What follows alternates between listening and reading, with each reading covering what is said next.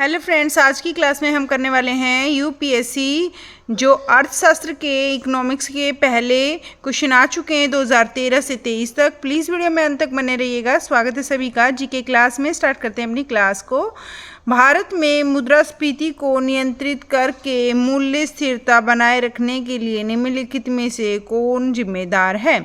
तो जो भारत में मुद्रास्फीति होती है उसको नियंत्रित करके मूल्य स्थिरता, मूल्य में क्या लगा देना, स्थिरता बनाए रखना, उसी मूल्य में स्थिरता बनाए रखने के लिए निम्नलिखित में से कौन जिम्मेदार है? तो उपभोक्ता मामले विभाग या फिर भारतीय रिजर्व बैंक। तो यहाँ पर आएगा भारतीय रिजर्व बैंक, ये आएगा आंसर। भारत में जो मुद्रास्फीति है उसको नियंत्रित करके मूल्य स्थिरता बनाए रखने के लिए भारतीय रिजर्व बैंक आरबीआई जिम्मेदार है। क्वेश्चन नंबर 2, एक बंद अर्थव्यवस्था एक ऐसी अर्थव्यवस्था है जिसमें क्या है, जिसमें यहाँ पर ये 2011 में आ चुका है यूपीएससी में। एक जो बंद अर्थव्यवस्था है वह एक ऐसी अर्थव्यवस्था है जिसमें केवल निर्यात, न तो निर्यात होता है न ही आयात होता है। जो बंद अर्थव्यवस्था होती है उसमें ना तो केवल निर्यात होता है ना केवल आयात होता है, उसमें न तो ही निर्यात होता है ना आयात होता है, दोनों ही आएगा इसमें। न निर्यात होता है न ही आयात होता है, न तो हम अपना सामान कहीं बाहर देश में बेचते हैं ना ही बाहर देश से मंगवाते हैं, तो बंद अर्थव्यवस्था यही कहलाती है। क्वेश्चन नंबर 3, भारतीय रिजर्व बैंक आरबीआई बैंकों के बैंक के रूप में कार्य करता है। जो ये आरबीआई सबसे बड़ा बैंक है, ये बैंकों के बैंक के रूप में कार्य करता है। इसका तात्पर्य निम्नलिखित में से क्या है? तो इनमें से इसका तात्पर्य क्या है फ्रेंड्स? तो देखते हैं। अन्य बैंक अपनी जमा राशि आरबीआई के पास रखते हैं। बिल्कुल सही बात है। जो अन्य बैंक होते हैं वो जो अपनी जमा राशि है वे आरबीआई के पास रखते हैं। आरबीआई जरूरत के समय वाणिज्यिक बैंकों के धन उधार देता है। तो जो आरबीआई है वह जब जरूरत पड़ती है तो जो ये वाणिज्यिक के बैंक होते हैं उनको धन उधार देता है। बिल्कुल ये भी सही है।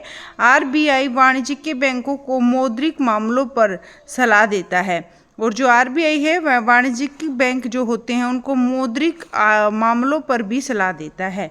ये भी बिल्कुल सही है। तो यहाँ पर तीनों ऑप्शन सही हैं फ्रेंड्स, इनको अच्छे से आप देख लीजिए। तो यहाँ पर आंसर रहेगा ये तीनों। ठीक है फ्रेंड्स, प्लीज़ अभी तक वीडियो को लाइक नहीं किया है तो लाइक कर दीजिए।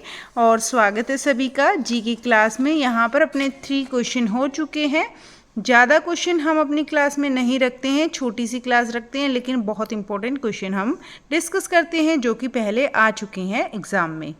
छिपी हुई बेरोजगारी का सामान्य अर्थ क्या होता है?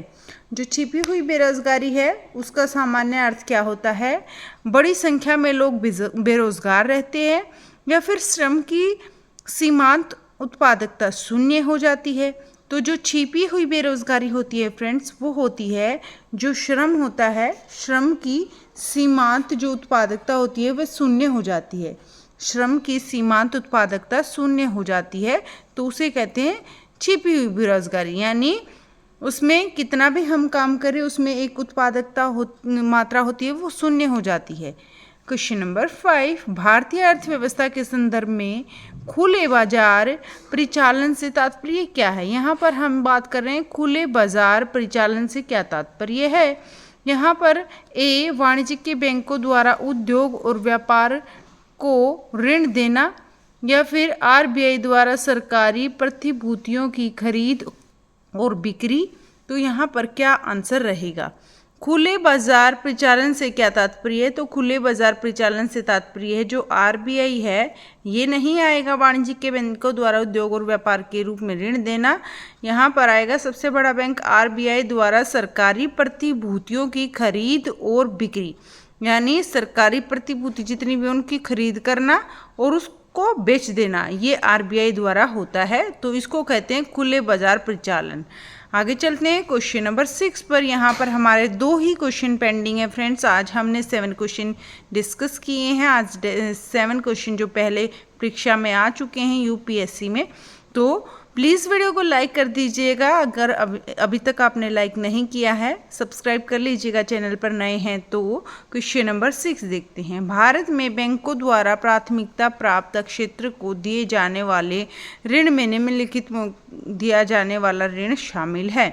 तो यहाँ पर क्या रहेगा, बैंकों के द्वारा प्राथमिकता प्राप्त क्षेत्र को दिए जाने वाले ऋण में निम्नलिखित में से कौन सा जो ऋण है वो शामिल है। इसमें कृषि भी आएगा, सूक्ष्म और लघु उद्योग भी आएगा, कमजोर विभाग, सभी को ही ऋण मिल जाता है बैंक से।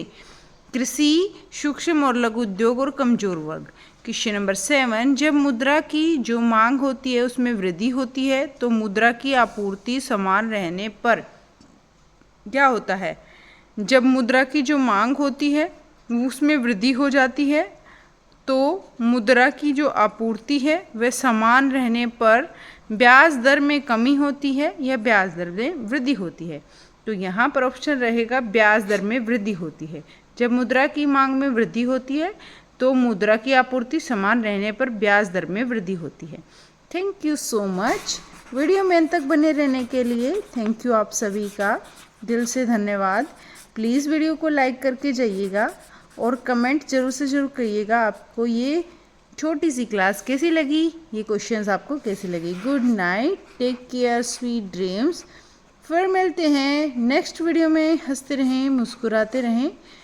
फ्रेंड्स, एक आध बार हमारी क्लास कैंसिल हो जाती किसी रीज़न से, लेकिन डेली हमारा प्राइमर रहता है शाम को 8 बजे। प्लीज़ आप टाइम से आ जाया करें। अगर प्राइमर नहीं होगा तो आपको शॉर्ट्स मिलेगी प्रीमियर की बजाय, प्लीज़ वो देख लीजिए करें। Bye bye, take care, good night.